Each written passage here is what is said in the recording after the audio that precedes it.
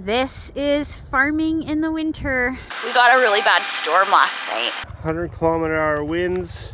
There, Duke's going for his little roll.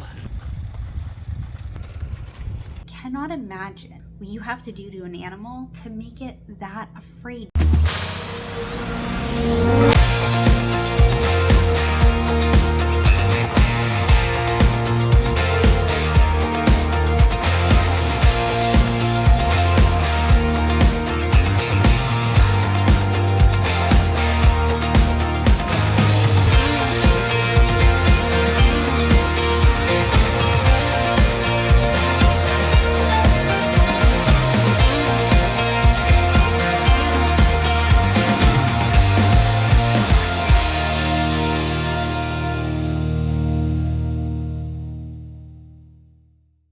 Oh, the wind is just bitter right now. I don't want to get soaked by the water right behind us. When you freeze your hoses because you can't use them, slow down to our little gates. I am soaked. I need to get close enough so that I can get in the back and dump them. I don't want to take another trip.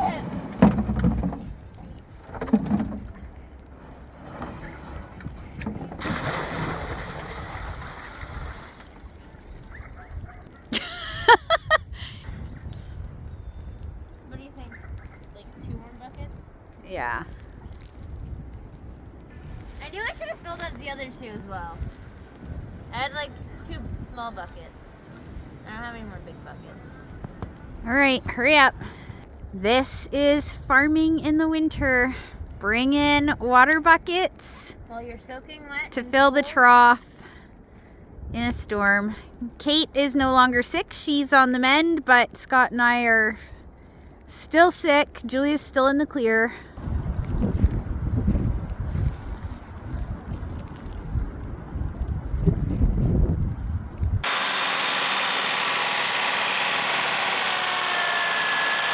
Hi guys, as you can see, I am really sick. I'm losing my voice. I know you're not going to be able to hear me too well, so I'm going to try and minimize what I'm saying, but we got a really bad storm last night and it's breaking all of our trees. It's causing a lot of damage because the snow is so wet and heavy and it was mixed with ice. We're losing a ton of our trees. We have trees all snapped down in the tree line here. Some big ones in the paddock that we're gonna have to try and cut up and get out of the way before the horses can come out. It's breaking lines in the electrical fencing. Huge snow drifts on the roof. It's not good. They're making ramps. Oh, Julia, snow You ask Uncle Andrew how building a ramp with a sled jump went for him. He landed on a tree and was in ER. Make it even. Uncle Keith made that ramp a little too big. Okay, move, Julia. My turn. I think we're climbing up a bush. Yeah, you are. The bush is like crumpled under this pile of snow. I was gonna say, I think we're climbing on the bush. Yeah, just be careful. Big anyway, doesn't matter. The bush could use a little trimming anyway. No, I don't want to trim this one. It blocks all the weeds. Okay. Hold on. No, it's like too pointed or something. Yeah, thank you. Ready? All right. Go. Push me. Move. That didn't work so well. It did. It's just the path. All right, Julia. The snow's too thick, so you're not sliding. You got to pack it down. Oh, fuck! I stuck the landing. First day out in 2 days after being snowy, 100-kilometer-hour winds. Everything's still pretty icy. We've sanded it down a bit. The paddock's not too bad because it's got some snow on it. Jack's already had a big roll. Jack's liking all the freedom right now. Here comes Miss Stevie. A little sand. No salt in it because we don't want to hurt their feet. There, Duke's going for his little roll. This should be fun. He'll get up and probably try to run. But then he's scared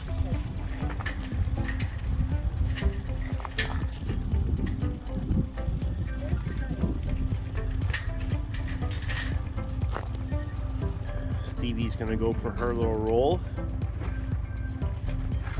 Oh, there goes. There she goes. Stevie's having a little roll.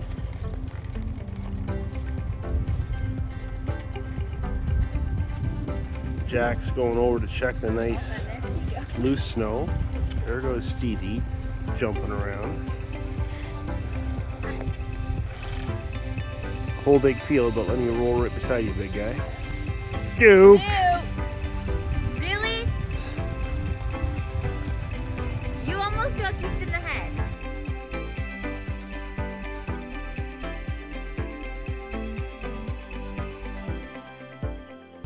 Duke's like, it's not fair. I don't like ice. Stop playing when I don't want to.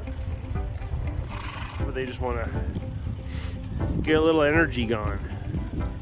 Oh, there you go, Stevie. Duke is so scared of ice. If there was no ice, Yeah, Duke's being pretty he would calm. be running all over the place. Hey, Stevie! He's like, I don't like ice. Because Stevie's on the snow. Duke, get back on the snow, buddy. Stevie doesn't even care about ice. All right. All the excitement's done for now. Good boys. We've noticed so much. He's been with us. It boggles my mind how someone can own an animal. He is skin and bones, protruding bones, heartbreaking. Like when you feel him, this poor dog reacts. He trusts us completely and he loves us. He's very relaxed with us and he has been from like the second he came in the house and we gave him food. He was drinking water. All of a sudden he just like flipped a switch and was just licking us and all over us, and he's been like that ever since. He gets along great with our dogs.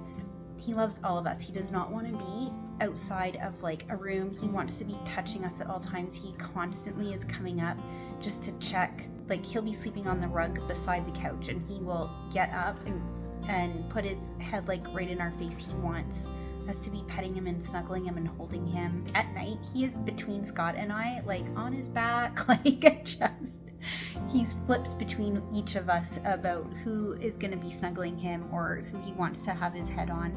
But right now, I'm cleaning the house and our house is a disaster right now because that's just how life goes.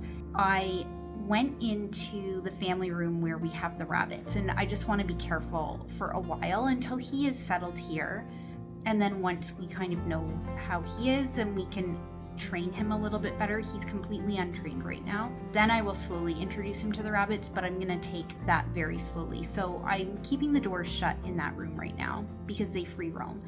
And he went to go in the door. The rabbits are sectioned off, so he's still got a gate between him and the rabbits, but I just went to go reach. He was walking around a Christmas bin. I just went to go like reach over the bin, and I was more saying to myself just because I completely forgot, and I was just like, no, I said it in that tone quietly, and I was just reaching for him. And he all of a sudden, he hears the word no. He's very sensitive to the word no.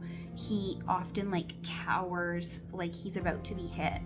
And he runs, hits the couch because his feet are scattering on the floor. He's trying to like duck.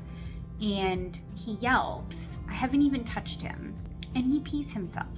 And he's shaking because he's so terrified that he's in trouble because he walked in a room and I literally just said no, and it is heartbreaking. Oh, I'm getting emotional now. It breaks my heart to see this dog and how he reacts because like I cannot imagine what you have to do to an animal to make it that afraid because he's so relaxed around us. It's not that he knows that. Maggie is very nervous and shy around people. When they meet new people and people go to reach out quickly, they might, open their eyes a little and like stay still and hesitate because they just don't know this person, but they never cower and they never like duck their head like they're about to be hit, because they just don't even know to be afraid of that. I don't know. It's heartbreaking, but we're gonna get this guy back in shape and get him trained. He's not house trained at all right now. It's fine, we just take him for walks and like we'll train him for that. The things that are wrong with him are things that are not his fault. Like, someone obviously didn't take the time to house train him. He doesn't know simple things like sit or anything like that. Like, no one's trained him for even basic things. We're gonna train him to know that he doesn't need to be afraid of people, and he doesn't need to be afraid of that, because if he does something wrong, it doesn't mean he's getting hit. Anyway, that's the update on the dog. Milo wants Charlie to give him the ball, so he's trying to lie down, so he gives it to him. They're running around playing with this ball together.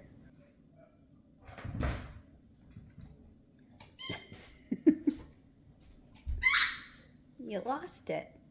And he's really getting a lot more playful. He's starting to go near the basement stairs. He went downstairs for the first time yesterday.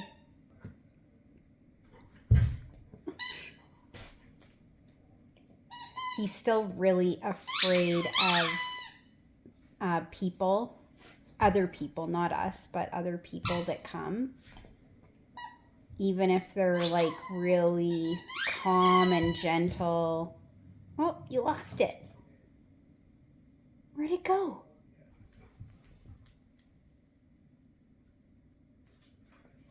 It's handy having a little brother. Is he getting the ball for you? Is he getting the ball for you? Did you get it, Charlie? Go get the ball. Go get the ball for him.